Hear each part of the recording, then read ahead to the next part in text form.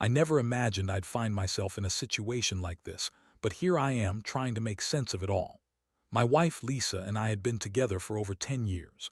We met in college, got married in our late 20s, and honestly I thought we had a solid, if sometimes rocky, relationship. She was always a little bitchy, quick to argue, but I figured that was just her personality. She was beautiful, smart, and charming when she wanted to be, and I loved her. Or so I thought. Things started to feel off a few months ago, mostly small things. She was more irritable, snapping at me over nothing, canceling plans at the last minute, and hiding her phone more than usual. I didn't want to jump to conclusions, but I couldn't shake the feeling that something was wrong. Still, I trusted her, or at least I tried to. I mean, we're supposed to be a team, right? That's what I kept telling myself. Then the military reunion happened last weekend. Lisa was excited about it. She loves to tell stories about her weekend trips with her friends, always making it sound like a fun, innocent getaway. She's always been good at hiding her true feelings, so I didn't really think much of it, especially because she kept telling me she'd be home early Sunday. She said she was just going to reconnect with old friends, and I believed her at first. But something was bothering me that day. I don't know why, I just had this gut feeling. I was sitting in the living room, waiting for her to come home, when I decided to clean up a bit.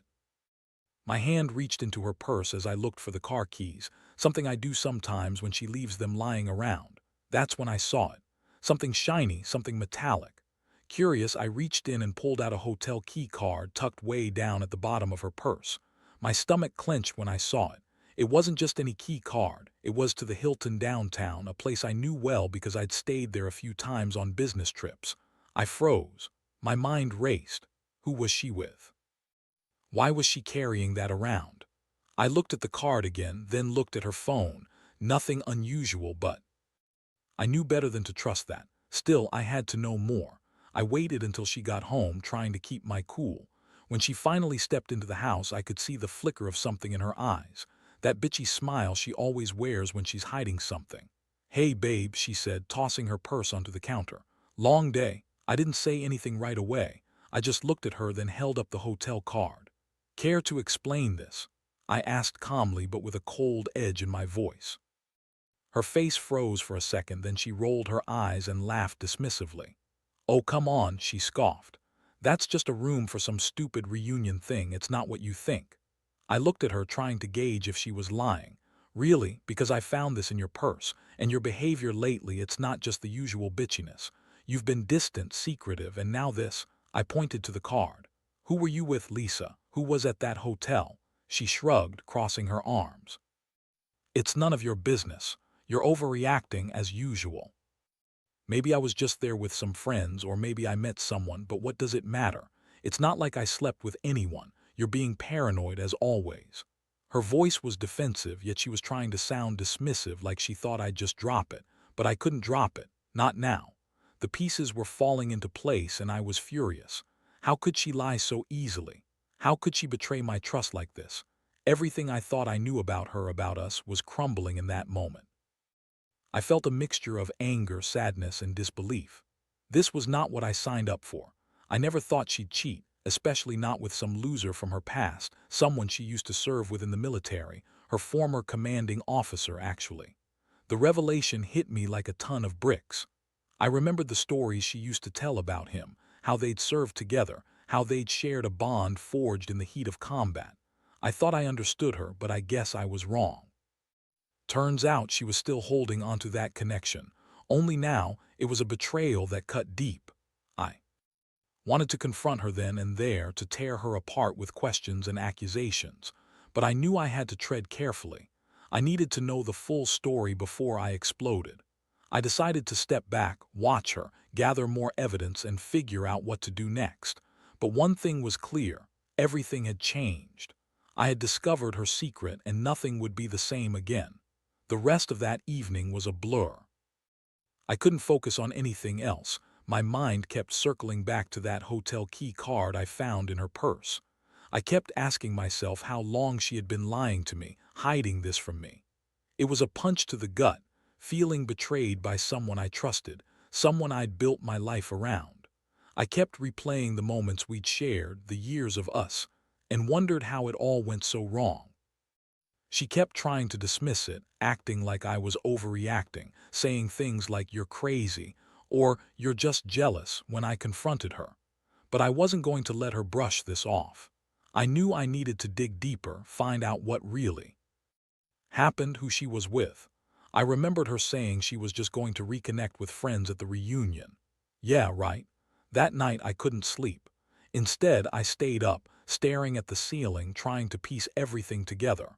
I decided to check her phone, even though I knew it was risky. Sometimes secrets hide in plain sight, and I wanted to see if I could find more clues.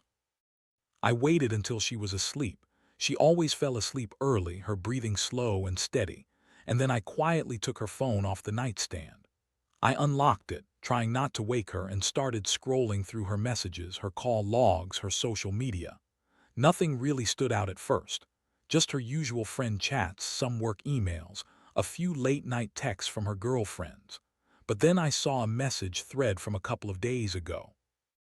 It was from someone named Mike, and the last message was a quick "can't wait to see you tonight," sent at 11:45 p.m. That was around the time she said she was in her hotel room, probably at the reunion. My stomach clenched again. Who was Mike? Was he the guy she was with, or was it someone else? I didn't want to jump to conclusions, so I kept digging. Then I noticed some recent photos on her social media, nothing explicit but enough to tell me she'd been with someone. A picture of her with her arm around an older man, clearly him, with that familiar military haircut and stern face. Her smiling, looking happy. It was enough to make my blood boil. She was lying to my face, clearly hiding something. I felt so many emotions in that moment: anger at her, heartbreak, a sickening sense of betrayal. How could she do this? After everything, she still kept up the lies. I wanted to scream, wanted to confront her right then, but I knew I had to stay calm. Instead, I closed her phone carefully, put it back, and tried to get some rest. But sleep was impossible. All I could see was her smiling face in those photos, that hotel keycard, her lies. It was like my whole world was crashing down. The next morning, I woke up to find her in the kitchen, sipping coffee, acting like nothing had happened. She looked at me with that same bitchy smirk and said, "Morning, babe, sleep well." I looked at her, my mind racing. I decided I wasn't going to burst out right then. I needed a plan. I told her I wanted to talk, just us, no distractions. She rolled her eyes, but she agreed. When we sat down, I laid it out, what I found, what I suspected. I didn't accuse her directly, but I made it clear I knew she was lying. Her reaction was classic Lisa. He started with the denial, then shifted to blaming me for being paranoid, insecure, or jealous. She accused me of snooping, of not trusting her. "You're just insecure because I'm hotter and smarter than your ass," she snapped. "Stop acting like a jealous ass and maybe I wouldn't have to hide things." That's when I saw the real her, bitchy, manipulative, and selfish. I told her I didn't believe her bullshit anymore, that I knew she'd cheated, that I knew she'd been with her old commanding officer, Mike. She tried to deny it, then tried to gaslight me, saying I was imagining things, overreacting, that I was jealous because I didn't want her to have a life outside of me. But I wasn't stupid. I knew the truth. There was no more denying it. The hotel keycard, the pictures, her secretive behavior, it all confirmed it. I felt like I'd been punched in the gut, but I kept my composure. I told her I was done, that I couldn't stay in a marriage where I wasn't even sure if I was the only one. She looked at me with that bitchy sneer and said, "Fine. If you want to be dramatic, go ahead. But you're just a jealous loser who can't handle a woman having a life of her own." Then she stormed out, leaving me sitting there, stunned, trying to process everything. I kept thinking about how this all made me feel, so betrayed, so humiliated. I had given her everything, my trust, my love, and she threw it all away for some fleeting sex with an ex-military officer. And what hurt the most was her complete lack of remorse. She didn't even care that she'd broken me. I felt emptier than I ever had before. I knew this wasn't going to be easy to fix, if it was even fixable at all. But I also knew I couldn't just pretend everything was okay anymore. I had to decide what I was going to do next. After that confrontation, I felt like I'd been hit by a freight train. My mind was a mess: anger, sadness, confusion. I kept replaying her words, her sneers, the way she lied so easily. It was like she had no respect for me, no shame. I didn't sleep that night. Instead, I stayed up, staring at the ceiling, trying to come up with some kind of plan. The next day, I knew I had to see her again to get some clarity. I couldn't keep going in circles like this. I decided to do something I'd never done before, go through her things more thoroughly. I knew I might find more evidence, more proof of her betrayal, and I was right. I found her journal hidden in a drawer. It was filled with angry, bitter entries about me, about how I was boring, jealous, insecure, and how she needed a break from this life. Reading her words, I felt a strange mix of rage and heartbreak. But what really caught my eye was an entry about her affair with Mike. She described how the sex was incredible, how he knows exactly what I want, and how I feel alive when I'm with him. Reading that made me want to throw up. She was so open about her infidelity. There was no shame in her words, just cold, calculated indifference. I also found receipts in her purse, hotel bills, drinks, dinners. The hotel bills matched the time she was away. The receipts for drinks with Mike, the late-night dinners. It was all there. She was doing this openly, as if she didn't care about me or what we had left. That made the decision for me. I couldn't stay in this marriage, not after knowing all this. That afternoon, I sat down with her again. I told her everything I'd found, everything I'd read. Her face twisted into a look of pure contempt. She told me I was an idiot for snooping, that I was paranoid, that she deserved a life too. She said I was just jealous because I wasn't enough for her anymore. That she needed excitement, and I was just boring old John, a shell of a man who couldn't satisfy her. I looked at her and felt nothing but cold contempt. I told her I was done, that I'd had enough of her lies, her manipulations, her cheating. I told her I wanted her out of the house. She sneered, calling me a weak loser, and told me I'd regret pushing her away. I told her I didn't care. I was done playing her game. That night I started packing my things. It was like a switch had flipped inside me. I realized I couldn't keep pretending, couldn't keep looking at her the same way. I wasn't going to be that guy who takes this kind of betrayal quietly. I wanted her to see what she'd lost. I wanted her to feel the pain she'd caused me. But the worst part was the emptiness. Knowing she'd cheated on me, lied to my face, and then dismissed everything as if it was nothing. It made me question everything about our marriage, about who she really was. I felt like I'd been living a lie all these years. As I packed, I kept telling myself I'd be okay, that I'd move on from this. But deep down, I knew I could never forget what I'd seen, what I'd uncovered. The trust was shattered, and I didn't see any way back from that. I told myself I'd be better off alone than staying with someone who only cared about her own pleasure and excitement. Still, part of me wondered if she'd ever feel remorse, if she'd ever realize what she'd thrown away. Because I sure as hell felt like I'd just lost everything I ever wanted. That night, after I finished packing a few of my essentials, I sat on the edge of the bed, staring at the empty space where she used to sleep. The house suddenly felt enormous, hollow. Every corner echoed with memories, good ones, bad ones, and now this terrible betrayal. I kept thinking about how she lied so effortlessly, how she dismissed my feelings like they were nothing. It made my stomach churn. I knew I couldn't keep living like this, not with that image of her and Mike burned into my mind. I had to face the reality that this marriage was over. I didn't want to give her the satisfaction of seeing me break, but it hurt like hell. I thought about the vows we took, about the promises we made, and how she just threw them away. I felt like a fool for believing she was faithful. I decided I needed to confront her again, not to beg or plead, but to hear her admit it. I wanted her to say it out loud, admit she was cheating, admit she didn't care anymore. I knew she'd probably lie or twist it around, but I had to hear it from her. I called her name and she came out of her room eyeing me with that same bitchy smirk. "You want to say something?" she asked, arms crossed, the defiance clear in her voice. I looked her straight in the eyes and said, "Tell me the truth. Were you really with Mike? Did you sleep with him?" She hesitated for a moment, then scoffed.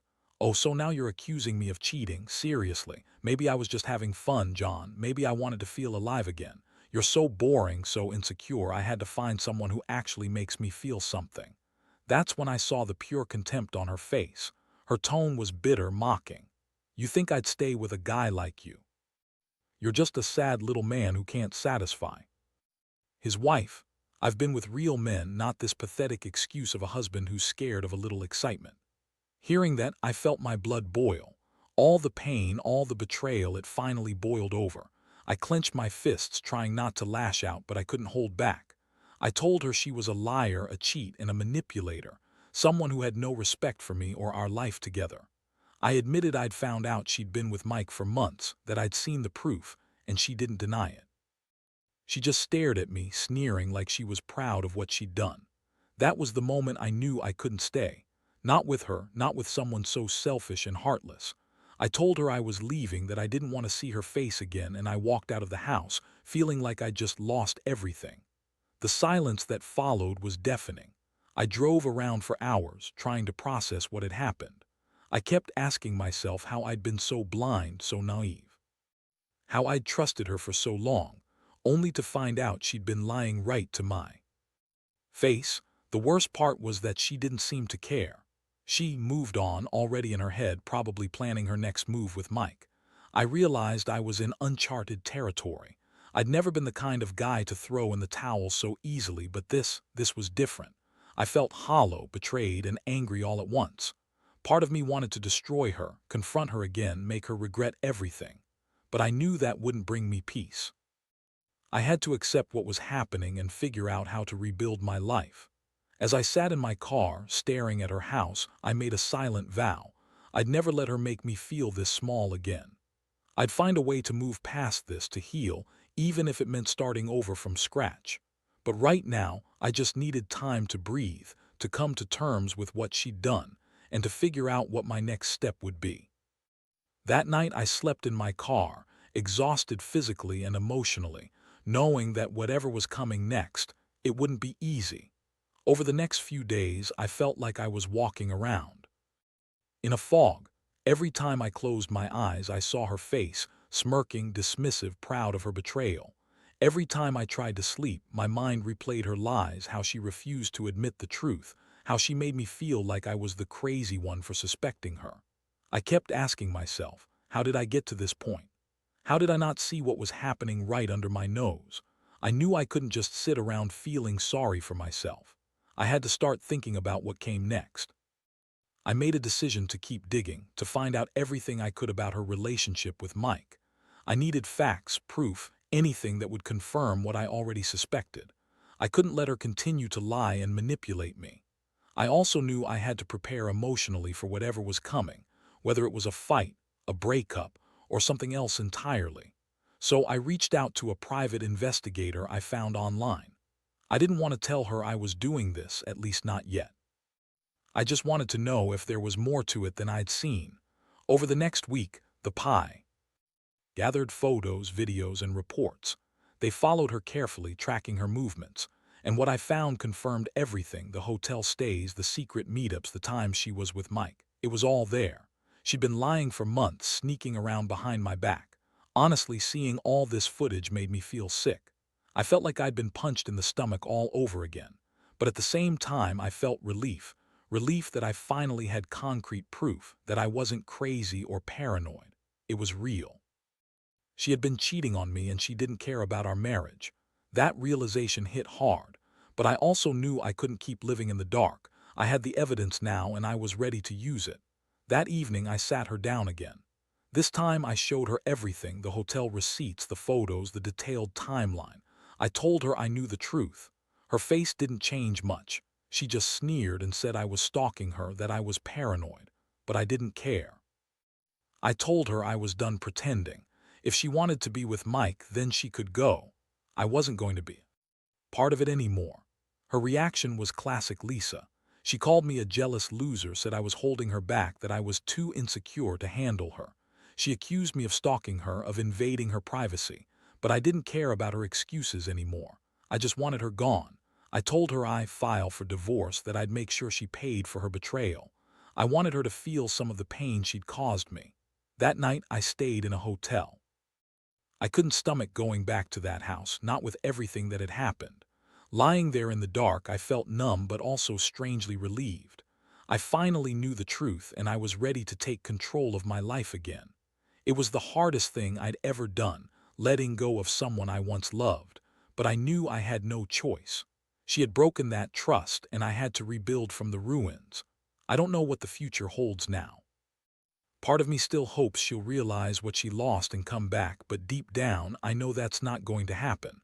The betrayal runs too deep. All I want is to move on, to find some kind of peace after the storm. I've learned a painful lesson. Never ignore the signs, trust your instincts, and don't let someone treat you like you're nothing. Because in the end, you're the one left picking up the pieces. The days that followed were a blur of legal appointments, packing, and trying to piece myself back together. I filed for divorce, and the process moved fast, faster than I expected, probably because I had all the proof I needed. The moment I signed those papers, a strange sense of relief washed over me, mixed with a lingering bitterness.